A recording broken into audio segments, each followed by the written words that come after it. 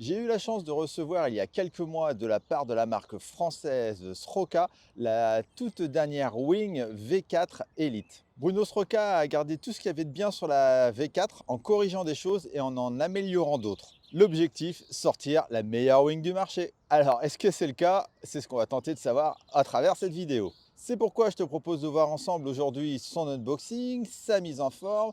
On va la parcourir en détail et ensuite, je vais la tester sur l'eau et je te donnerai mon avis ainsi que ma conclusion. C'est parti, générique!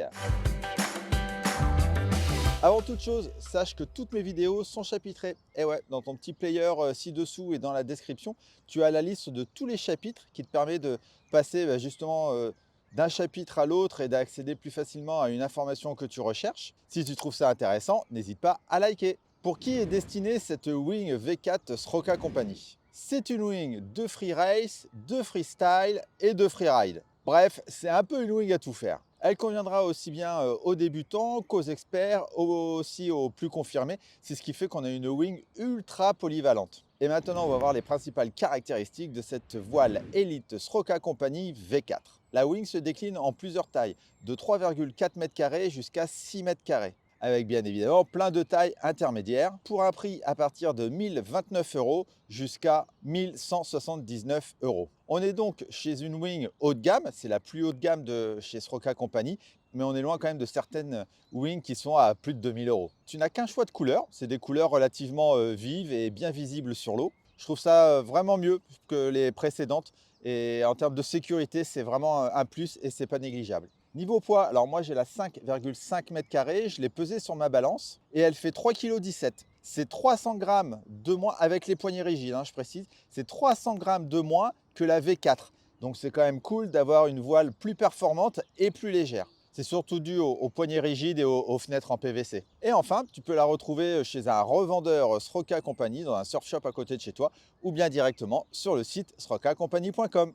Et tiens, toi, d'ailleurs, ton écran pendant que j'ai toute ton attention. Si jamais tu veux me soutenir et m'encourager à faire toujours plus de vidéos, je t'invite à liker, c'est le petit bouton ci-dessous, et à t'abonner à la chaîne si ce n'est pas déjà fait, car vous êtes presque 70% à regarder mes vidéos sans être abonné. Alors surtout, n'hésite pas à le faire. Moi, ça favorisera l'algorithme YouTube qui mettra plus facilement cette vidéo en avant, mais aussi la chaîne. Et c'est ce qui me permettra de te proposer toujours plus de contenu. Alors par avance, je te remercie. Concernant la fabrication et le shape de cette wing, le bord d'attaque il est conçu en aramide P85.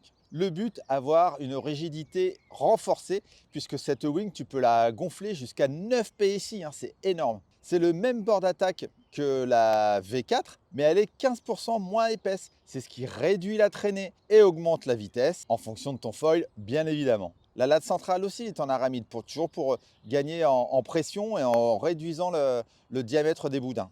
L'orientation et la répartition des panneaux, elle a été optimisée pour mieux maintenir le creux et améliorer la stabilité du profil, même par vent fort. La tension de la chute, quant à elle, elle a été imaginée pour une efficacité au pumping accrue, en particulier dans le vent léger, et moi, ça, j'adore parce que je navigue beaucoup dans du light. La canopée est fabriquée en spi double ripstop X2. C'est un spi qui est un peu plus épais, mais qui est censé durer plus longtemps et surtout moins se déformer, et donc accroître la longévité de ta wing. Concernant le shape, on a une envergure plus faible et plus compacte que la V4. Elle fait 3,49 m² d'envergure pour te donner un ordre d'idée, en tout cas concernant ma 5.5. Et avec cette nouvelle canopée, tu as une plage de vent qui est plus importante pour une wing. Tu peux donc naviguer avec du vent un peu plus fort et un peu plus faible. Ça, c'est vachement bien.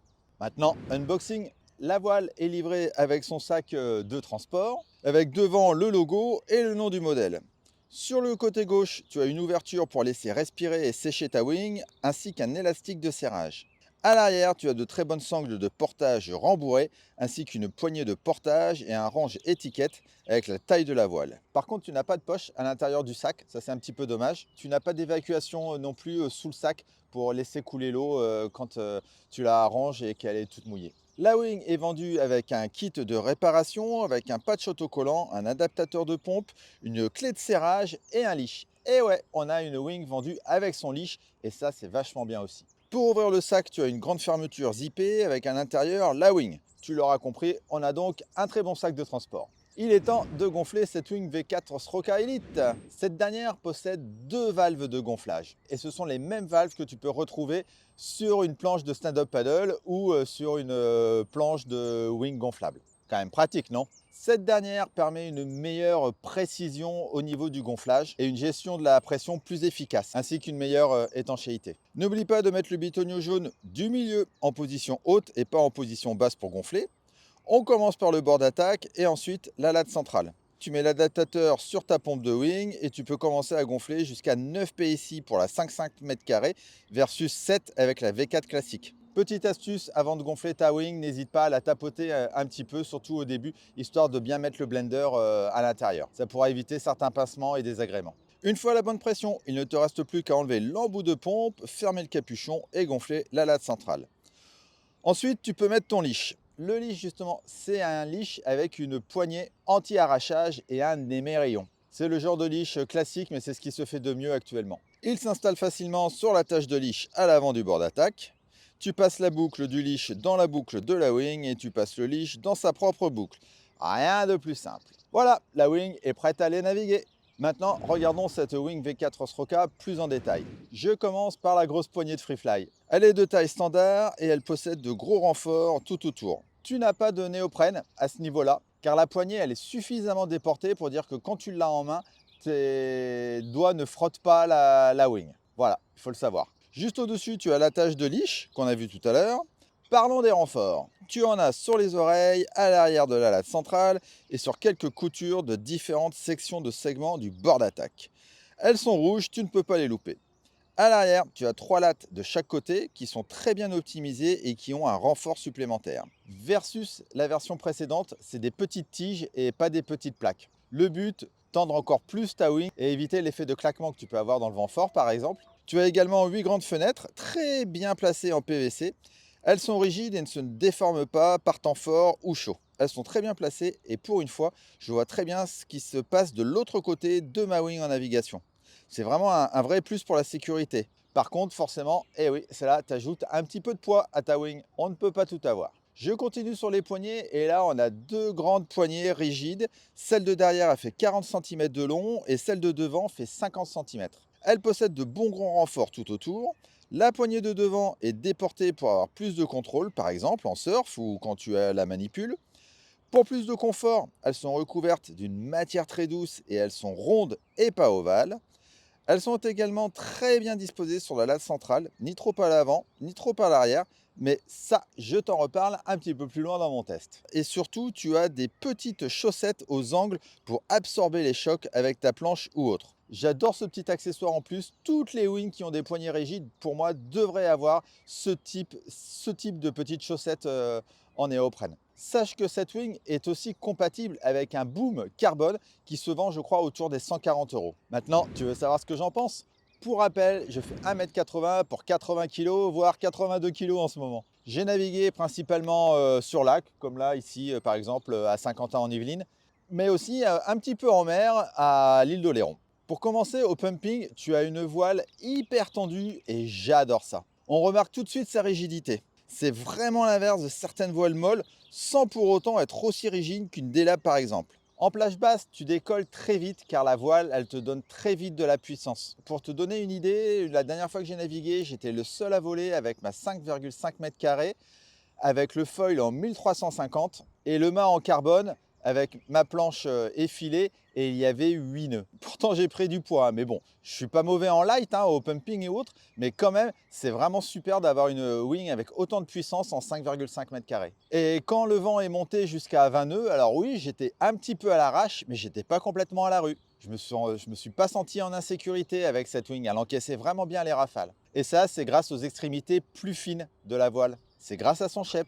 Concernant la stabilité, il n'y a rien à dire, elle se tient très bien avec la poignée de Freefly. Dans les manœuvres, et surtout pour ceux qui aiment les figures, c'est un vrai bonheur grâce à sa forme générale et au bord d'attaque plus fin. En tout cas, la wing est vraiment très facile à prendre en main et on est tout de suite à l'aise avec quand on vole. Sincèrement, elle se manie tellement facilement que tout devient possible avec elle. La répartition de la puissance en fait une aile très stable grâce à une nouvelle couture, tout en conservant la grande portance. Les poignées rigides, forcément, ça apporte une réactivité sans faille et une connexion parfaite avec la voilure. En plus, c'est super facile à mettre un bout de harnais, comme moi, je mets mes bouts de harnais à 3D Sport. De toute façon, c'est simple, hein, maintenant, je ne pourrai plus naviguer avec des poignées souples. Versus la V4, cette V4 Elite, avec elle, je trouve que je vais plus vite, elle est plus stable, elle est plus maniable et les manœuvres me semblent vraiment plus faciles avec elle. Si je devais faire quelques remarques, je me suis habitué aux poignées qui ont un profil légèrement ovale. Là, les poignées, elles sont rondes. Donc, bon, moi, je préfère les petites poignées ovales. Je trouve qu'on a une meilleure position, en tout cas au niveau des doigts pour la porter. Je trouve que c'est un petit confort supplémentaire. Si je chipote, je préfère les petites lattes plates à l'arrière que les petites lattes. Ça me fait trop penser au cerf-volant. Et voilà, hein, non, vraiment, je ne sais pas quoi dire de négatif sur cette wing. C'est vraiment, c'est clair qu'aujourd'hui, c'est la meilleure wing de chez Sroka Company.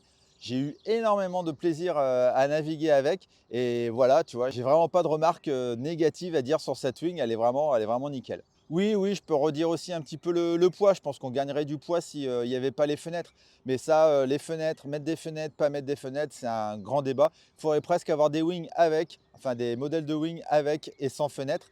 Mais bon, pour la sécurité, moi je trouve que c'est toujours mieux, surtout qu'on est de plus en plus nombreux, de plus en plus de pratiquants. Et en termes de sécurité, c'est quand même bien de voir ce qui se passe derrière sa voile. Si toi, tu l'as testé ou que tu la possèdes, surtout, n'hésite pas à me dire dans les commentaires ce que tu en penses. En conclusion, on a avec cette wing V4 Elite Sroka Company une wing vraiment aboutie. Elle se place pour moi dans le top des meilleures wings du marché. Et je le redis, c'est aussi la wing la plus performante de chez Sroka Company. Elle est solide, stable, puissante et performante. Normalement, cette voile en plus ne devrait pas se déformer dans le temps et donc elle devrait te tenir un bon moment. Bravo à Bruno Sroka qui, de version en version, améliore toujours ses wings pour nous offrir toujours plus de performance, plus de facilité en navigation, plus de vitesse, tout en gardant toujours un prix relativement raisonnable. Voilà, c'est terminé pour cette vidéo. Merci de l'avoir regardé jusqu'au bout. Si tu as des questions concernant ce produit, n'hésite pas à me les poser dans les commentaires ci-dessous. J'y répondrai avec grand plaisir. N'hésite pas à contacter aussi Bruno Sroka via son site internet et ses réseaux sociaux. Il te répondra sûrement avec grand plaisir. Et quant à moi, je te dis à très vite pour de prochaines vidéos tests du monde du foil sur Foil Magazine. Ciao, ciao!